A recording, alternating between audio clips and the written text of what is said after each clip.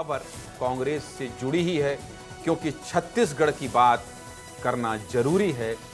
लड़की हूं, लड़ सकती हूं की बात करना जरूरी है। लड़की हूं, लड़ सकती हूं, याद है ये नारा? नहीं याद है? चलिए याद दिला देता हूं। उत्तर प्रदेश विधानसभा का चुनाव हो रहा था, तब ये नारा कांग्रेस ने दिया था। अब आप कहेंगे उस समय का दिया हुआ नारा ज्ञानेंद्र तिवारी अभी क्यों बता रहे हो भाई? तो चलिए सब कुछ विस्तार से बता देता हूं। कोरबा लोकसभा के चिरमिरी में आज प्रियंका दीदी ज्योत्सना महंत के साथ खड़ी थी, उनके लिए वोट देने की अपील कर रही थी।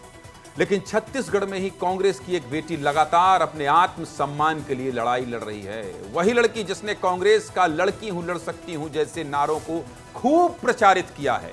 कांग्रेस की तेज तर्रार राष्ट्रीय प्रवक्ता राधिका खेड़ा की बात कर रहा हूं, जिन्होंने आज तंज करते हुए एक ट्वीट किया। और ट्वीट में प्रियंका गांधी का स्वागत तो किया, लेकिन बिना नाम लिए एक तीर से दो निशाना भी साध दिया। पढ़ लीजिए क्या लिखा है राधिका खेड़ा ने। राधिका ने लिखा है, दुशील को लेकर कका का मोह एक लड़की की इज्जत से बढ़कर है, लेकिन लड़की हूं, लड़ रही हूं।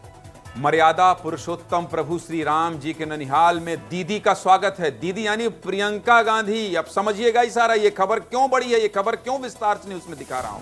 इस ट्वीट में जो 3 नाम हैं वो गौर से देख लीजिए। पहला नाम दुशील, दूसरा कका और तीसरा दीदी। ये 3 बड़े शब्द हैं जिसे छत्तीसगढ़ की सियासत को समझने वाला हर शख्स बड़ी आसानी से समझ सकता है। आज दुशील, कका और दीदी, इन तीनों शब्दों से ही राधिका खेड़ा ने तंज कसा है। तंज जो वो कस रही हैं वो प्रियंका गांधी के छत्तीसगढ़ आगमन पर कस रही हैं। प्रियंका दीदी आज छत्तीसगढ़ में प्रवास पर रहीं। प्रदेश में कका शब्द किसी परिचय का मोहताज नहीं है और सबसे बड़ा नाम राधिका खेड़ा के पोस्ट में दुशील है। रिपोर्ट की माने तो ये दुशील छत्तीसगढ़ कांग्रेस के मीडिया विभाग के अध्यक्ष सुशील आनंद की ओर इशारा कर रहा है और इन्हीं को लेकर कका मुंह में पड़े हुए हैं। राधिका खेड़ा के पोस्ट के साथ साथ प्रदेश में एक पत्र ने भी कांग्रेस के अंदर सनसनी मचा दी है। कांग्रेस के पूर्व महामंत्री अरुण सिसोदिया ने खड़गे, राहुल गांधी, प्रियंका गांधी को पत्र लिखते हुए बिना नाम लिए सुशील आनंद शुक्ला के कृत्यों की धज्जियां उड़ा दी। आरोप साफ था कि इन्हीं लोगों की वजह से पार्टी को प्रदेश में बड़ा नुकसान हुआ है। पत्र दिखा रहा हूं और येलो से उसको मार्क कर दिया हूं। कोशिश कीजिए स्क्रीन से आप पढ़ लें, नहीं पढ़ पाएंगे तो सब कुछ बताता जाऊंगा। कहा जाता है कि मन में अगर गुस्सा हो तो समय और हालातों के साथ वो गुस्सा कम होते जाता है, पर कांग्रेस की तेज तर्रार प्रवक्ता राधिका खेड़ा के केस में ऐसा बिल्कुल नहीं लग रहा है। राधिका खेड़ा की मर्यादा को ठेस पहुंची है, आत्मसम्मान की तौहीन हुई है। ये हम कोई बनी बनाई बात नहीं कर रहे हैं। राधिका खेड़ा की अगर सोशल मीडिया प्रोफाइल विजिट करेंगे आप, तो आप भी यही कहेंगे, आपको भी ऐसा ही लगेगा। राधिका अपनी भड़ास, अपना गुस्सा सबके सामने जाहिर कर रही हैं। गुस्से का कारण कोई छोटा मोटा नहीं है, बात इज्जत की है, नारी शक्ति की है और आत्मसम्मान की भी। तभी तो राधिका खेड़ा ने कांग्रेस के नेताओं के खिलाफ ही मोर्चा खोल दिया है। सबसे पहले आप राधिका खेड़ा के ये 3 ट्वीट देख लीजिए, बहुत ध्यान से देखिएगा। पहला ट्वीट 30 अप्रैल का है, दूसरा ट्वीट 1 मई का है और तीसरा ट्वीट आज यानी 2 मई का है। छत्तीसगढ़ में राधिका खेड़ा पर जो सियासत में बखेड़ा खड़ा हुआ है वो इन 3 ट्वीट के इर्द गिर्द ही घूम रहा है। आप पूरी घटना विस्तार से जान लीजिए। 30 अप्रैल को छत्तीसगढ़ के प्रदेश कांग्रेस कार्यालय राजीव भवन में एक विवाद हो गया और विवाद मीडिया में बयान को लेकर था और अब यह विवाद ही मीडिया में मुद्दा बन गया है। राधिका खेड़ा मीडिया से कुछ कह रही थी जिसको लेकर कांग्रेस के ही नेता से उनकी कहासुनी हो गई। कहासुनी बस कहने और सुनने तक ही सीमित नहीं थी, बात चीखने, चिल्लाने और रोने धोने तक आ गई। बताया गया कि फसाद के बाद राधिका रोते हुए राजीव भवन से बाहर निकल गई थी, जिसके बाद उन्होंने सोशल मीडिया एक्स पर एक पोस्ट शेयर किया। 30 अप्रैल को राधिका खेड़ा ने लिखा, कौशल्या माता के मायके में बेटी सुरक्षित नहीं है।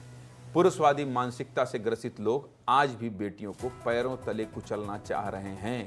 करूंगी खुलासा। अब खुलासा पहले राधिका खेड़ा करती, उससे पहले एक वीडियो सोशल मीडिया पर खूब वायरल होने लगा। वायरल होने वाला 27 सेकंड का एक क्लिप देखिए, इसके बाद क्या बोलो, दिखाइए ये क्लिप।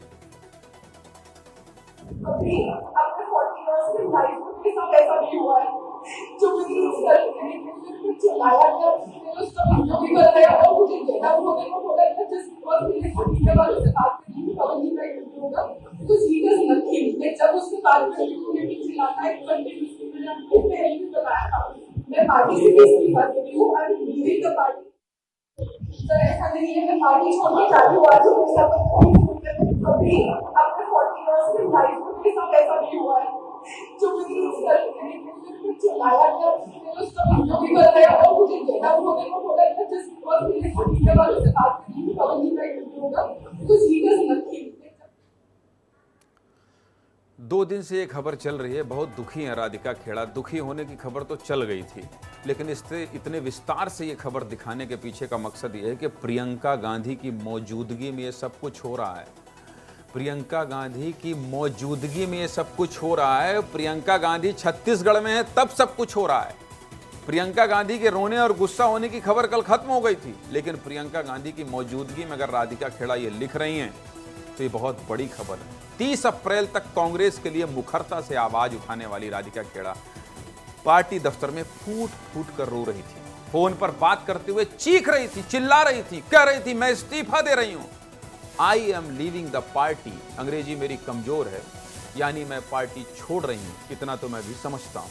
छत्तीसगढ़ में लोकसभा चुनाव के लिए आई राष्ट्रीय प्रवक्ता का ऐसे रोने धोने की खबर सियासी लिहाज से बड़ी थी, पर छत्तीसगढ़ कांग्रेस प्रभारी सचिन पायलट को इसकी बिल्कुल भी भनक नहीं थी। जब पायलट साहब से सवाल पूछा गया तो उन्होंने क्या कहा, उनका बयान भी सुना दीजिए। ऐसा कोई विवाद हुआ नहीं है और ना मेरी जानकारी में। ऐसा कोई विवाद हुआ नहीं है और ना मेरी जानकारी में। बहुत कम बोले। सचिन पायलट इस पूरे विवाद को बहुत ज्यादा तूल देने के मूड में नहीं थे। वो जानते हैं अगर कुछ भी बोला तो नुकसान पार्टी का ही होना है। जिस मामले को लेकर कांग्रेस की प्रवक्ता राधिका खेड़ा फूट फूट कर रो रही थी, उस मामले को कांग्रेस नेता पवन खेड़ा छोटा मोटा मनमुटाव बता रहे हैं। हालांकि अब खबर यह है कि एआईसीसी मीडिया प्रभारी पवन खेड़ा ने राधिका खेड़ा के मामले में पीसीसी को पत्र लिखकर जानकारी मांगी है। उन्होंने 24 घंटे के अंदर पीसीसी छत्तीसगढ़ को जवाब देने को कहा है। पवन खेड़ा क्यों कह रहे हैं और ऐसा क्यों कह रहे हैं और सफाई क्यों मांग रहे हैं, यह भी सुना दीजिए। कि बातचीत बस में छोटे मोटे मनमुटाव होते हैं, मैं उसमें हम बात कर रहे हैं। छोटे मोटे मनमुटाव होते हैं, मैं उसमें हम बात कर रहे हैं।